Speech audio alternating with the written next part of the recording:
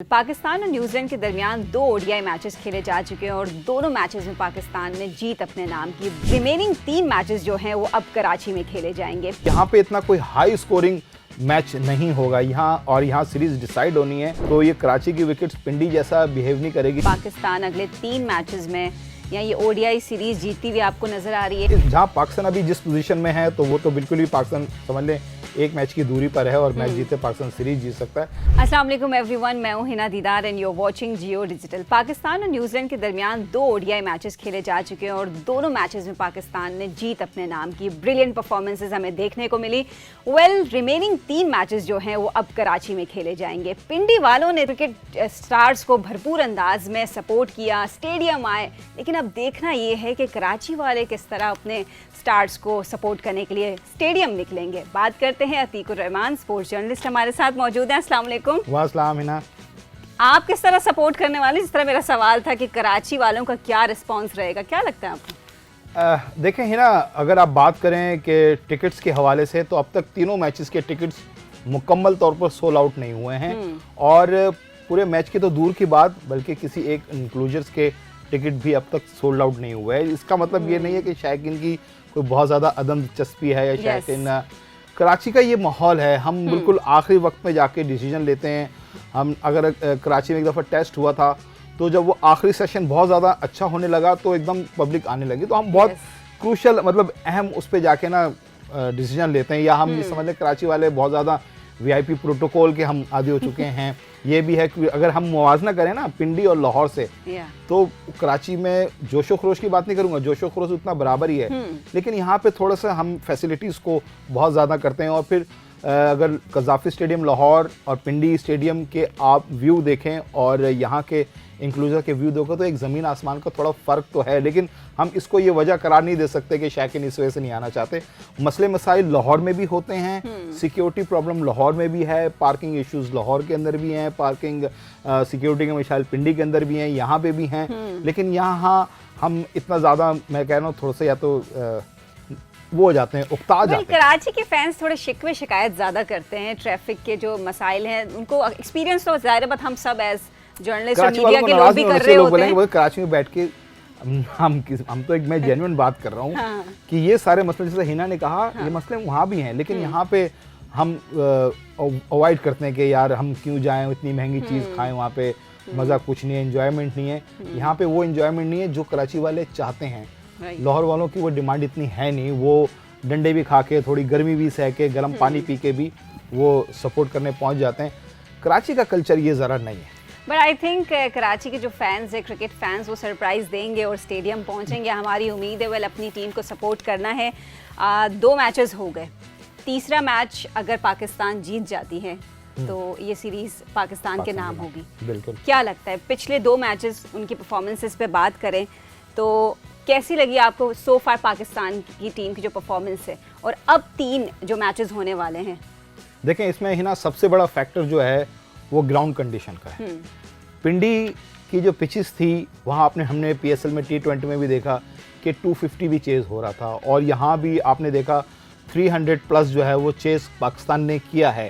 तो पिंडी की विकेट्स एक अलग थी, कराची की पिचेस जो हैं वो एक अलग इनका। यहाँ पे मुझे नहीं लगता कि पाकिस्तान ये शायद उनको ऑप्शन दे कि हम चेस पे जाएंगे, क्योंकि यहाँ स्पिन को थोड़ा सा जो है क्योंकि शाम में हवा चलना शुरू हो जाती है तो वो भी एक एज देती है बॉलर्स को।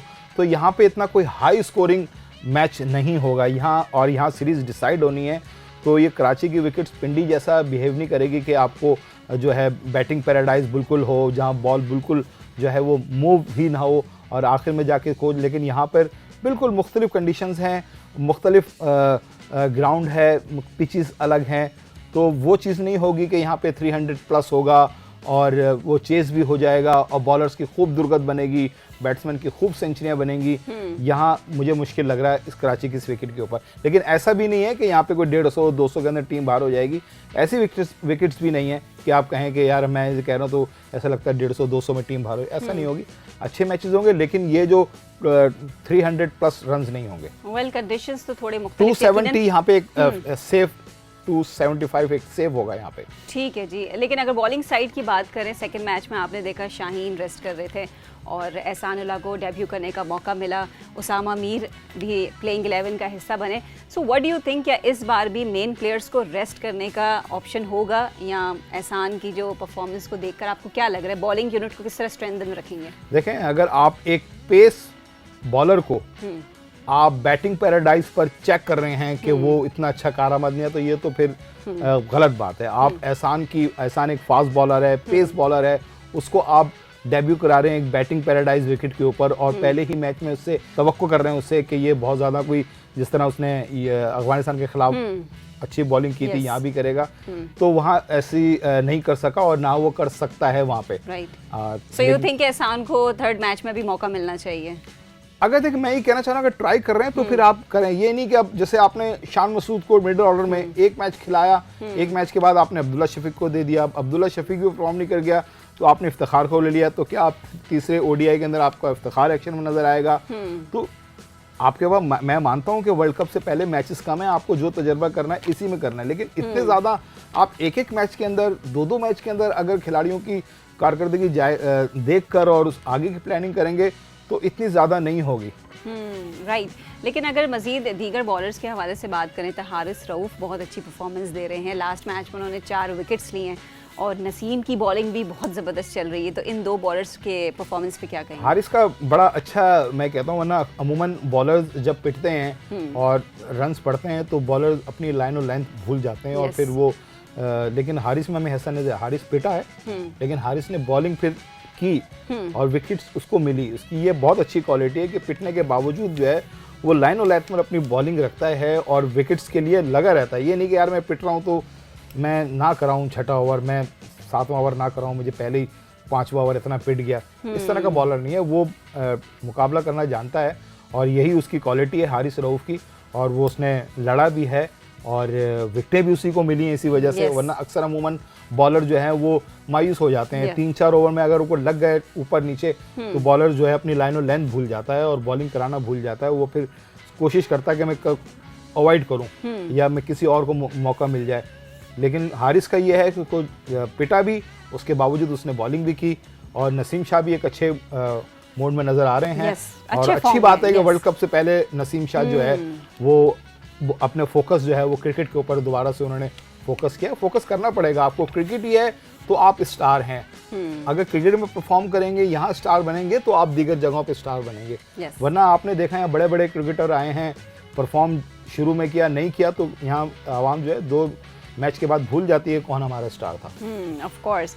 वेल, ये तो हमारी बॉलिंग साइड की परफॉर्मेंस के हवाले से बात हुई है। Now let's talk about our batsman, खासकर स्टार प्लेयर इस ओडीआई सीरीज के फ़खर जमान, जिन्होंने फर्स्ट मैच में भी सेंचुरी बनाई और सेकंड मैच में डबल सेंचुरी होते हुए खैर रह गए। लेकिन उनके साथ जो बाबर और रिजवान बहुत सपोर्ट कर रहे थे, और मेरे ख्याल से आप लोगों ने भी ऑब्जर्व किया होगा कि उनके स्कोर बढ़े, उनका रन्स वो स्कोर करते जाएं। तो फ़खर जमान अगले 3 मैचेस में कंसिस्टेंसी नजर आएगी उनमें? What do you think? देखें, भूख तो उनमें एक नज़र आ रही है फ़खर के अंदर, और जिस तरह फ़खर ने फर्स्ट ओडीआई के अंदर अपने आप को मनवाया और फिर सेकंड ओडीआई के अंदर और अपने आप को मनवाया और आउट नहीं हुए, नॉट आउट गया, वरना अमूमन होता ही। उसने बहुत मारने की कोशिश भी की है और उसके बैट पे आ रही थी बॉल और वो खेल रहे थे लक्ष्य। और फ़खर जमान जिस फॉर्म के अंदर हैं तो वो चैंपियंस ट्रॉफी की याद आ गई, क्योंकि ये चैंपियंस ट्रॉफी में अगर देखा जाए तो फ़खर जमान ने ही सारी टीम को जो टून अप किया था, तो फ़खर जमान ने ही आके जब मारना शुरू किया। तो फ़खर जमान अगर इसी मोड में रहे, इसी तसलसल के साथ अगले 3 T20 भी, या हम ये नहीं करें आप 2 में कर लिया तो तीसरे में भी सेंचुरी करे, मैं ये नहीं कहता कि ना करे, लेकिन हमें बहुत ज़्यादा फिर हम तवक्को लगा लेते हैं कि यार अब फ़खर ही करेगा, फ़खर आउट हो गया तो फिर हम मायूस हो जाते हैं। फ़खर करेगा जहाँ उसको अच्छा मौका मिलेगा, फॉर्म के अंदर है, और वर्ल्ड कप से पहले फ़खर की ये फॉर्म आनी चाहिए थी, और इमाम भी बहुत अच्छे फॉर्म के अंदर है। राइट, ऑफ कोर्स इमाम की भी परफॉर्मेंस हमने देखी है, वो भी काफ़ी फॉर्म में और अच्छा खेलते हुए हमें नज़र आ रहे हैं। वेल, रिजवान की थोड़ी बात हो जाए। रिजवान की प्रेस कॉन्फ्रेंस हुई और उसमें रिजवान ने अपनी ख्वाहिश का इजहार किया कि वो 4 नंबर पे खेलना चाहते हैं, खुश नहीं है कि वो 5 नंबर पे खेल रहे हैं, लेकिन वो तैयार है कि हमारे कैप्टन जहां बोलेंगे हम अपनी टीम के लिए खेलेंगे। सो आप क्या मतलब, वो खुश नहीं है फिर भी उन्होंने मीडिया के सामने ये बात कर दी, क्या पर्पस था उनके ये बात वो कहने एक है ना डायलॉग, कौन सा, आखिर कहना क्या चाहते हो? यस, कहना क्या चाहते हो भाई? तो रिजवान का मुझे समझ नहीं आया कि मुझे कोई शिकवा भी नहीं है, हाँ। मुझे शिकायत भी नहीं है, मैं चाहता भी ये नहीं हूँ। तो भाई आपको ये बात जब आपको मालूम है कि आप नंबर 4 पर आकर आपके कोच या कप्तान आप पे एग्री नहीं है, तो आपको ये बात मीडिया में आके करनी क्यों है? यस, आपने कंट्रोवर्सीज, अब देखें ना सारे मीडिया में, सारे आपने तो अखबारात मौका में, दे दिया ना बात करने का। अब फिर आप कहते हैं कि मीडिया जो है नेगेटिविटी जो है वो ज़्यादा करता है। आपके प्लेयर्स खुद इस तरीके से जो है वो बोल रहे हैं कि जनाब मैं नंबर 5 पे खेलना नहीं चाहता, मेरी ख्वाहिश है कि मैं नंबर 4 पे खेलूं, लेकिन जो कप्तान कोच कहेंगे मैं वो करूंगा। आपको ये बात करनी क्यों है? या तो आप सीधा स्ट्रेट फॉरवर्ड बोलें कि नहीं भाई मैं नंबर 5 पे नहीं खेलना चाहता, मैं नंबर 4 पे खेलना चाहता हूँ, और या तो ये बात करें। अगर आपको मालूम है कि कोच और कप्तान की प्लान में आप नंबर 4 पर नहीं हैं, राइट, तो आप खामोश रहें। क्यों आप एक ऐसी बात कर रहे हैं जिससे जो है वो एक नई कंट्रोवर्सी शुरू हो, एक नई बात सामना करे? तो अब चूंकि उन्होंने जिक्र कर ही लिया है, तो आप एज ए जर्नलिस्ट क्या कहेंगे कि उनकी बात सही है? नंबर 5 पे आप रिजवान को कैसे देख रहे हो, नंबर 4 पे आप कैसे देखते हैं?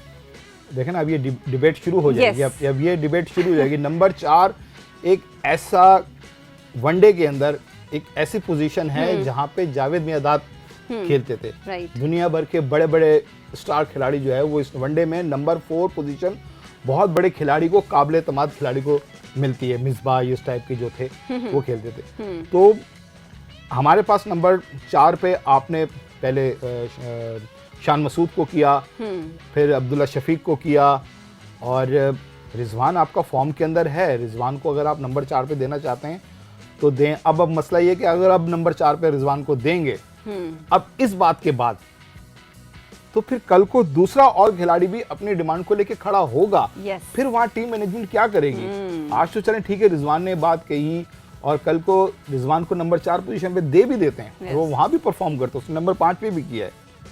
तो रिजवान को तो ये सोचना चाहिए कि उसको खेल रहे हैं, इफ्तिखार की तरह उसको 8वें नंबर पर थोड़ी भेज रहे हैं। yes. कल को इफ्तिखार ने भी अगर इसकी शिकायत कर दी कि ठीक है मैं ख्वाहिश है कि मैं मजा, साइम अयूब कल को या मोहम्मद हारिस कहे मैं तो मेरी ख्वाहिश, मैं तो हूँ तो ओपनर, सारी डोमेस्टिक मैंने ओपनिंग के लिए मैं ओपनिंग खेलना चाहता हूँ, लेकिन क्योंकि बाबर और रिजवान T20 में खेलते तो मैं, आप फिर क्या करेंगे? हर दफ़ा ये एक नई कंट्रोवर्सी बनती रहेगी। तो मेरे ख्याल से अब रिजवान ने खुद अपने लिए एक ऐसा पोजीशन पे लेके आगे खड़े कर दिए कि कोच और मैनेजर और कप्तान जो है वो अगर अब उसको लेके आते हैं yes. तो फिर बहुत सी बातें उठेंगी, फिर बहुत सी खिलाड़ियों की बातें भी सामने आएंगी। वेल लेट्स सी, रिजवान ने जो तो अपनी ख्वाहिश का अवॉइड करना चाहिए। वो ओपनली उन्होंने मीडिया के सामने इस ख्वाहिश का इजहार किया है।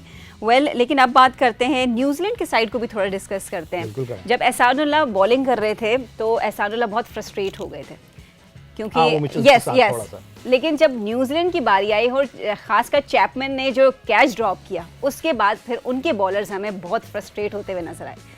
मिस फील्डिंग अगेन, न्यूजीलैंड को ये कहेंगे कि उनकी वन ऑफ द जो मिस्टेक्स थी वो मिस फील्डिंग थी और जिसकी वजह से वो हारे।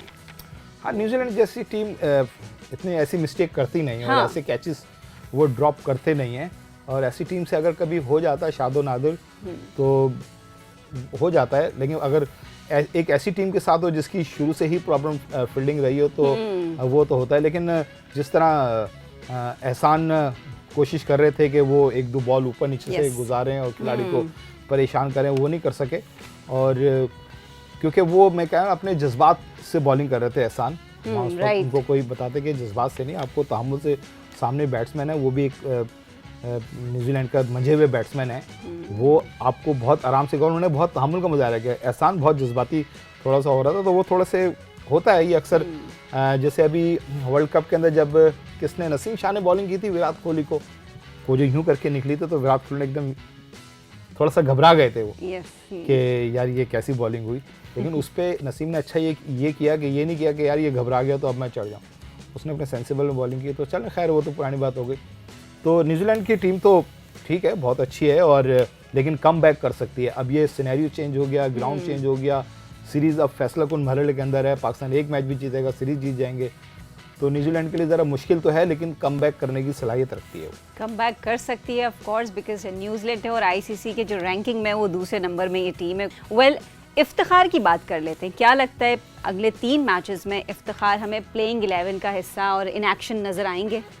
और होना चाहिए उन्हें? होना चाहिए, बिल्कुल होना चाहिए। और फिर आपने लिया क्यों है हारिस सोहेल की जगह? हारिस सोहेल अब तो आउट हो गए स्क्वाड से, सीरीज से, तो मेरे ख्याल से इफ्तिखार को लिया तो इफ्तिखार को आपको मौका देना पड़ेगा और इफ्तिखार ने परफॉर्म किया तो आपको उसको रखना पड़ेगा।